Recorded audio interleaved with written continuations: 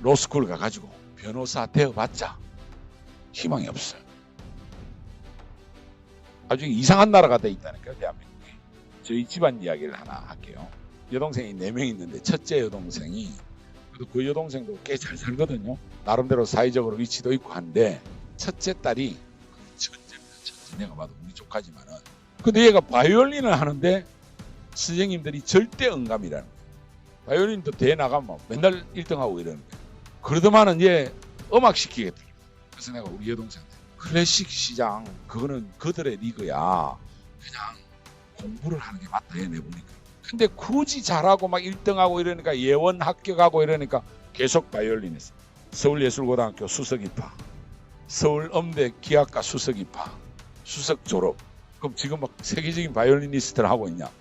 아니에요. 걔가 해보니까 이 세상이 너무나 빡빡하니까 서울대 다니면서 경영대 복수 전공. 얘가 머리가 튀어나오니까. 그래서 서울대를 졸업장을 2개를 받았어요. 그리고 고대 로스쿨 가서 이번에 변호사 돼 있어요.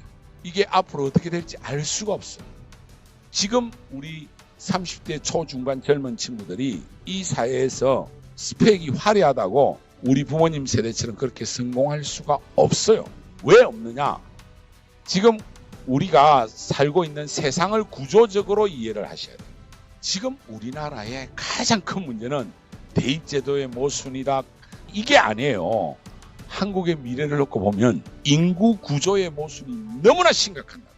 극단적으로 말하면 오늘 오신 우리 학부형들의 자녀들은 지금보다 더 풍요롭고 행복하게 살 가능성이 앞으로는 절대로 없는 세상을 우리가 맞이할 가능성이 있어요. 1970년대는 우리나라 인구 구조가 이렇게 피라미드형이었어요. 여기 어린애가 엄청 많이 태어나줬기 때문에 14, 15년만 있으면 다 생산 연령층으로 들어가니까 경제가 활력이 조금만 있으면 빵빵하게 나오게 돼 있어요. 저는. 그렇게 해서 우리나라가 2000년대까지 점점 구조가 어떻게 바뀌었냐면 이렇게 종 모양으로 바뀌었다.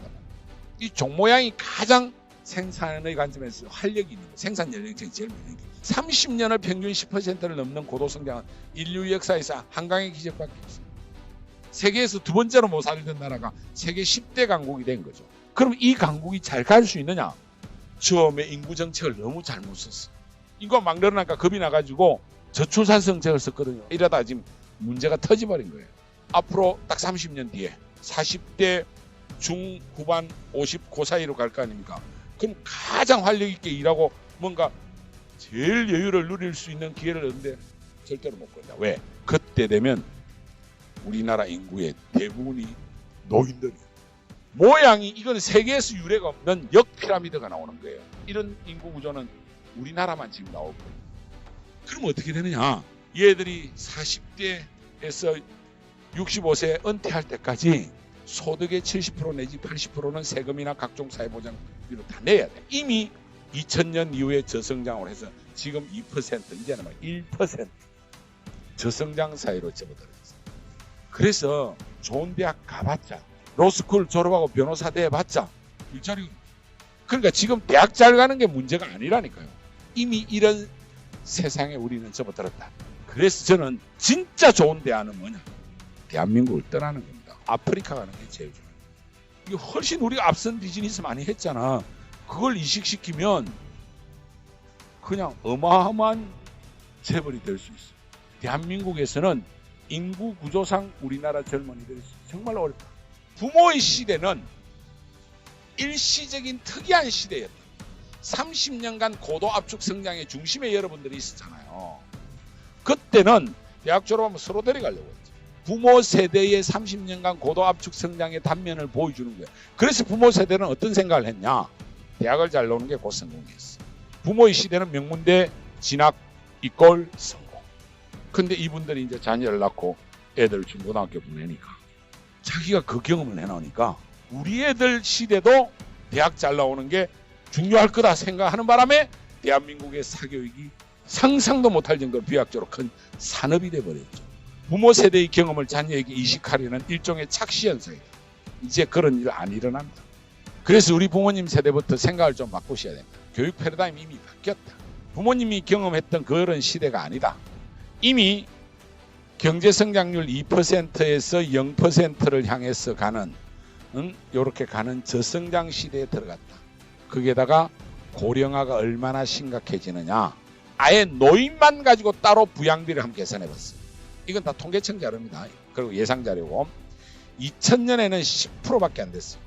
이게 비약적으로 2050년, 여러분들 2050년 여러분 자녀가 상당히 중요한 시대, 그때 77%나 돼요.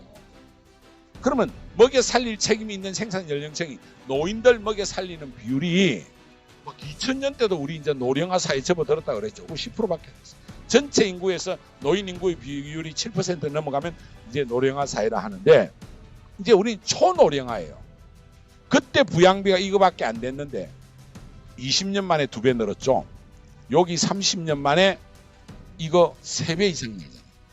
77%. 저는 견딜 수가 없어요. 그런데 2067년, 이 문제 2067년에 가면 일하는 사람이 그것도 일 다 안 하잖아요.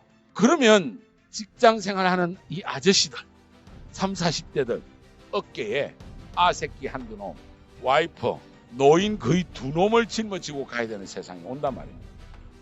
그러면 대한민국은 지금과 같은 생산 방식으로는 나라를 이끌어갈 수가 없어. 그럼 어떻게 해야 되느냐?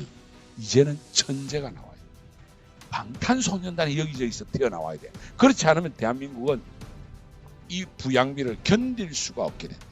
대학을 잘 가고 이거보다는 우리 애가 우리나라 미래를 위해서 정말 창의적이고 천재적인 역량이 어디 숨어있는지 그걸 찾아낼 것인지, 아니면 아프리카로 갈 건지, 뭔가 이런 결단을 하시는 것이 저는 훨씬 더 이 상황에 맞다. 지금 대학 잘 가도 아무 소용없다니까요. 우리 앞에 새로운 직업이 앞으로 탄생하고 교육의 변화가 필요하다. 우리 자녀의 시대는 창의적이고 협력적인 인재를 양성하고 오히려 실무 능력이나 실제로 어느 대학 나왔냐 하는 것이 그렇게 중요하지 않는 세상으로 지금 가고 있다.